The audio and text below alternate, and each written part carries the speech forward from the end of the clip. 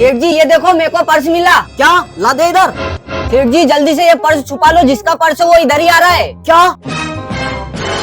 अरे भैया, मैं थोड़ी देर पहले आपकी दुकान के सामने से गुजरा था और मेरा पर्स इधर कहीं गिर गया। आपको मिला क्या? अरे नहीं यार भैया, हमको तो नहीं मिला। भैया, उस पर्स में मेरी माँ के इलाज के लिए 10,000 रुपए थे। अब मैं अपनी माँ का इलाज कैसे करवाऊंगा? अरे सेठ जी इसके पर्स में 10,000 रुपए, अपन इसका 5,000 से मदद कर देते हैं, अपन को 5,000 रुपए का सूखा फायदा हो जाएगा। एक काम कर, मैंने जो तुझे कल तनख्वाह दी है ना, उसमें से दे दे उसको 5,000 रुपए। ठीक है सेठ जी।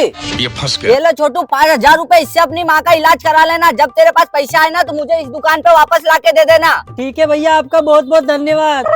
लाओ सेठ जी, दो मेरा आधा हिस्सा। ठीक है। अबे साले, ये पर्स तो खाली है। वो आदमी तेरे को चूना लगा गया, जा पकड़ उसको। ये पर्स खाली है, मेरी 1 महीने की तनख्वाह ले गया वो।